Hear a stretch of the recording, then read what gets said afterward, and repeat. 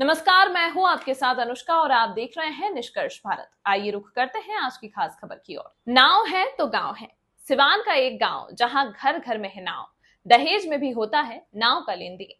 पूरी दुनिया जहां विकास के नए नए सोपान गढ़ रही है, वहीं आजादी के 75 सालों बाद भी हिंदुस्तान के कई गांव बुनियादी सुविधाओं से वंचित हैं। बिहार के सिवान में भी एक ऐसा ही गांव है जिसके लिए लकड़ी की नाव ही लाइफलाइन है। इसे आप नाव वाला गांव भी कह सकते हैं। मानसून ने जोर पकड़ लिया है और भारी बारिश के बाद सिवान में गंडक नदी उफान पर है। और गंडक नदी का ये उफान इस गांव की मुसीबत का सबब बन गया है, क्योंकि ये गांव आज़ादी के 7 दशकों बाद बुनियादी सुविधाओं के अभाव का दंश झेल रहा है। इस गांव में ना तो सड़क है और ना ही गंडक नदी पर कोई पुल। ऐसे में गांव के लोगों के लिए बस एक सहारा है और वो है लकड़ी से बनी नाव। घर घर में है नाव। सिवान के गुटनी प्रखंड के तीर बलुआ गांव के लोग सालों से विकास की राह देख रहे हैं। 21वीं सदी की बातें तो इनके लिए बेमानी हैं, क्योंकि इनके आगे पीछे अगल बगल दाएं बाएं सिर्फ पानी ही पानी है। ऐसे में इनके लिए नाव बड़ा सहारा है। गांव में करीब 180 परिवारों का बसेरा है और यहाँ करीब 150 नाव हैं, जिनके सहारे से ये जिंदगी की मुसीबतों से दो हाथ कर रहे हैं।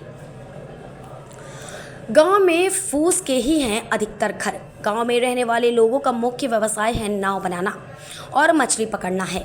गांव में अधिकांश घर फूस से बने हैं। मतलब साफ है, 21वीं सदी की इस दुनिया में भी ये गांव पिछड़ेपन का बड़ा नमूना बना हुआ है।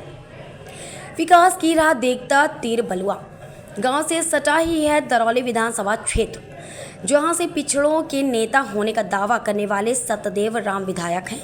बावजूद इसके इस गांव में सड़क, शौचालय, पीने का पानी तक नहीं पहुंच सका है।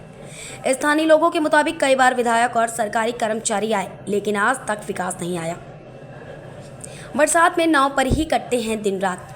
गंडक किनारे बसे इस गांव में मल्लाह समाज के लोगों की आबादी सबसे ज़्यादा है। यहाँ रहने वाले लोगों के लिए नाव ही आवाजाही का एकमात्र साधन है। बाजार जाना हो या डॉक्टर के पास नदी पार कर ही जाना पड़ता है। नाव में रहते वक्त एक डर बना रहता है कि कहीं कोई जहरीला जानवर न काट ले। रात भर जाग कर ही गुजारना पड़ता है। घरों की मिट्टी पानी से कटने लगी है।